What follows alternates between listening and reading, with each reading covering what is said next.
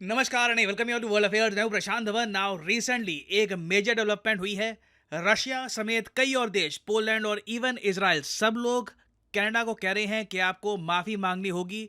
आपने हिटलर के ज़माने के एक नाजी आदमी को अपने पार्लियामेंट में जगह दी, उसके लिए तालियां बजाई। ये बहुत गलत है ना। वैसे मैं आपको बता दूं, जस्टिन ट्रूडो ने पिछले कुछ महीनों में एक के बाद एक बड़े तीर मारे हैं और यकीन मानिए कनाडा के जो लोग हैं इस बात को लेकर अच्छे से अवेयर हैं। यहाँ पर पहली बात तो आप देख पाओगे, खालिस्तान टेररिज्म की वजह से इंडिया के साथ रिलेशंस ये ऑलरेडी खराब कर चुके हैं। और ट्विटर पे ना, जिसको अब x.com कहा जाता है, वहाँ पे कुछ कनेडियंस ने मिलकर एक पैरोडी अकाउंट ओपन किया था, मजाक का अकाउंट आप कह लीजिए। इसका नाम है जस्टिन ट्रूडो का ईगो।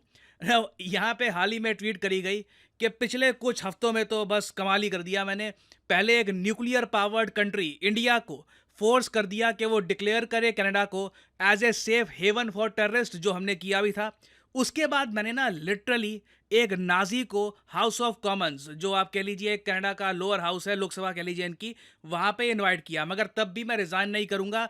मैं हूँ कनाडा का राजा, जो मर्जी मुझे करना है वो करूंगा। और अगर आप सोच रहे हैं वेट, हिटलर के ज़माने के नाज़ी को जस्टिन ट्रूडो ने कनाडा के पार्लियामेंट में इनवाइट क्यों किया? वेल, यहाँ पे मैं आपको बता दूं, इनकी कोशिश थी यूक्रेन का समर्थन करने की, मगर सिंस इन्होंने हिस्ट्री कभी पढ़ी नहीं। मेन प्रॉब्लम ट्रूडो की यही है, इनको नॉलेज की कमी है। हिस्ट्री इनको पता नहीं है कि चीज़ों की हिस्ट्री क्या है, कैसे चीज़ें लिंक अप करती हैं। ये बस आज का देखते हैं कि मुझे आज क्या चाहिए, मेरी इमेज के लिए आज क्या ठीक रहेगा, और उसी के अकॉर्डिंग एक्ट करते हैं। और इसीलिए इन्होंने एक वर्ल्ड वॉर 2 के नाजी को बुला दिया और उसके लिए तालियां बजवाई। और ये जो क्लिप है, मैं चाहता हूं कुछ सेकंड्स की, ये आप मेरे साथ देखें। अब यहाँ पे आप देख पाओगे, ये है कनेडियन पार्लियामेंट, यहाँ पे है यूक्रेन के प्रेसिडेंट जेलेंस्की।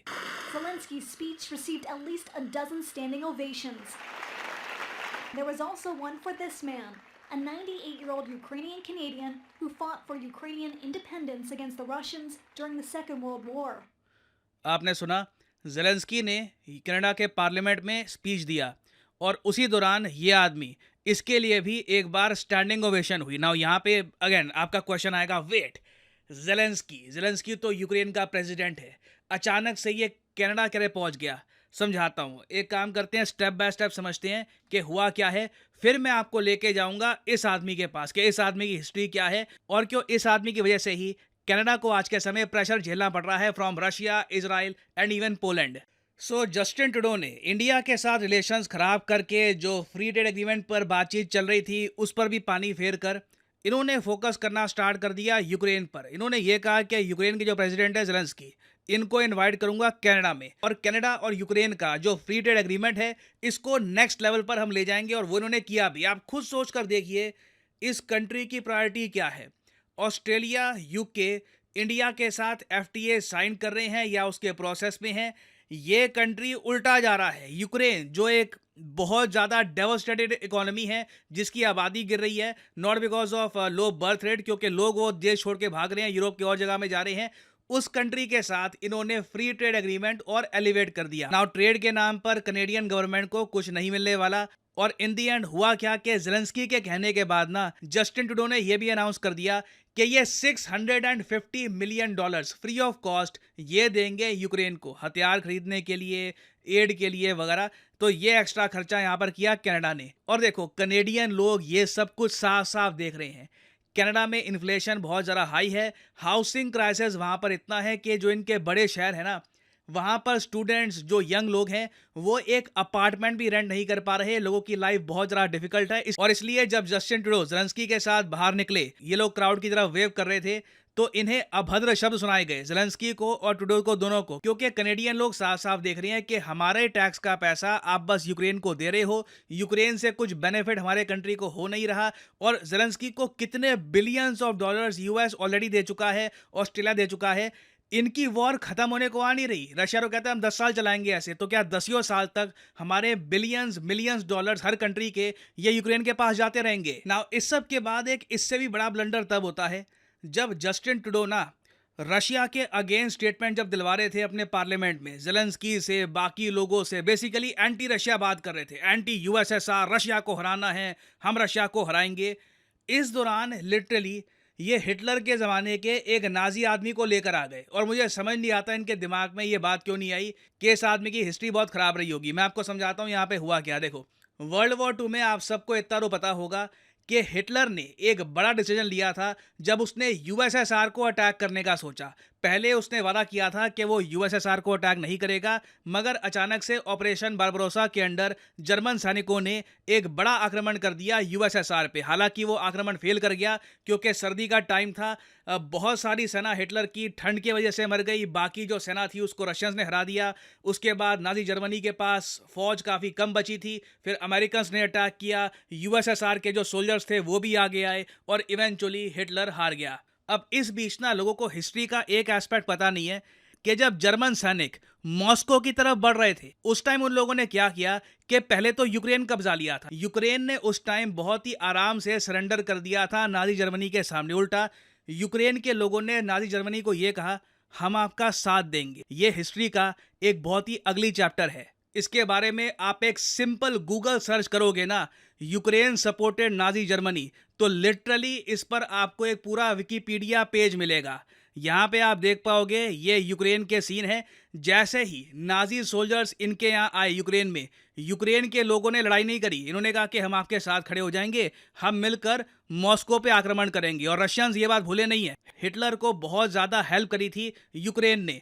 और ये जो आदमी है ना जिसके लिए तालियां बजाई जा रही है, ये भी उस जमाने का एक यूक्रेनियन है जिसने नाजी जर्मनी के साथ मिलकर यूएसएसआर पे आक्रमण किया था। अब इसके लिए तालियां बजाई जा रही है। दिक्कत यही है, देखो, एंटी रशिया होने के चक्कर में ना ये भूल ही गए कि ये आदमी तो नाजी जर्मनी के लिए काम कर रहा था ना, ये आदमी तो हिटलर के लिए काम कर रहा था। ठीक है, आपको एंटी रशिया होना है, रशिया को हराना है, मगर ये मत भूल जाना कि हिटलर कितना बड़ा एक ईवल था, और कोई भी आदमी हिस्ट्री में जो उससे एसोसिएटेड था उसके लिए तालियां नहीं बजनी चाहिए। तो अब आप यहाँ पर समझ गए होंगे कि पोलैंड गुस्सा क्यों है, रशिया गुस्सा क्यों है, जो ज्यूज है दुनिया भर के वो गुस्सा क्यों है। क्योंकि वो लोग सिंपली ये कह रहे हैं कि इस आदमी को, जो लिटरली एक नाजी था, ये आप ऐसे उसके लिए तालियां बजा रहे हो। आपको हिस्ट्री वगैरह कुछ पता नहीं है। आपको ज़ेलेंस्की का सपोर्ट करना है, ज़ेलेंस्की का सपोर्ट करो।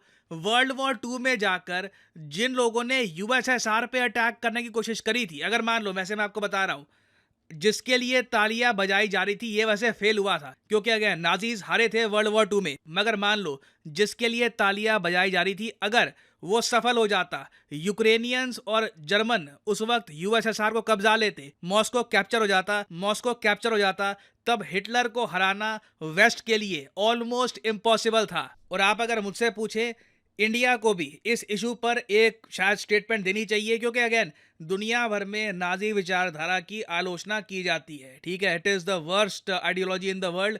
तो इंडिया भी यहाँ पर कह सकता है कि किस आदमी के लिए आपने तालियां बजवा दी। हालांकि जैसे ही कनेडियन गवर्नमेंट को पता लगा कि इनसे एक बहुत बड़ी गलती हो गई है, इन्होंने माफिया मांगी है रशियन से, पोलैंड से, सबसे, कि जिसको भी बुरा लगा हो, गलती हो गई हमसे, हमने आदमी का बैकग्राउंड चेक किया नहीं था, हमें पता था नहीं कि वो किसकी तरफ से लड़ रहा था। बट एक बात तो तय है, जस्टिन ट्रूडो ने ना कुछ ही हफ्तों में, मैंने किसी भी वर्ल्ड लीडर को इतने कम टाइम फ्रेम में एक कंट्री की रेपुटेशन डिस्ट्रॉय करते हुए देखा नहीं है। नहीं तो कनाडा आप अगर देखो तो काफ़ी इनसिग्निफिकेंट सा कंट्री नॉर्थ अमेरिका में है, कम आबादी वगैरह, एक ठीक ठाक कंट्री था। लोग इसके बारे में ना कुछ अच्छा सोचते थे ना खराब सोचते थे। जस्टिन ट्रूडो ने कुछ ही हफ्तों में कनाडा की जो इमेज है दुनिया भर में, इसको डिस्ट्रॉय कर दिया है। और फाइनली वर्ल्ड वॉर 2 से रिलेटेड आपसे सवाल पूछूंगा। क्वेश्चन ये है कि वर्ल्ड वॉर 2 का टाइम पीरियड क्या था। यह है यहाँ पे आपकी ऑप्शन, 1939 से 45, 1917 से 1920, 1940 से लेकर 1946, या फिर none of the above. Comment section में करिए उत्तर। जो लोग सही उत्तर करेंगे उनकी कमेंट को मैं हार्ट दे दूंगा ताकि बाकी लोग समझ पाएं कि सही उत्तर क्या है। और फाइनली यहाँ पर मैं ये भी ऐड कर दूं कि आप किसी भी एग्जाम की तैयारी कर रहे हैं, चाहे एसएससी, यूपीएससी, बैंक, आप परचेज कर सकते हैं अनअकैडमी के क्वालिटी कोर्सेज। कमेंट सेक्शन में जाइए, पिन कमेंट में यहाँ पे आपको मिलेंगे link. For example let's say आपको प्रिपेयर करना है यूपीएससी के एग्जाम के लिए, तो यूपीएससी के लिंक पर यहाँ पर करिए क्लिक, और यहाँ पे आप परचेज कर पाएंगे अनअकैडमी का यूपीएससी कोर्स। बट जो प्राइसेस यहाँ पर लिखे हैं, don't ever pay these prices. Simply यहाँ पर कोड डालिए PD10 and the prices will start falling and you will be able to save a lot of money. So use the code PD10 and save money. और इसी note के साथ यह है video का अंत। Thank you for listening. May the gods watch over you.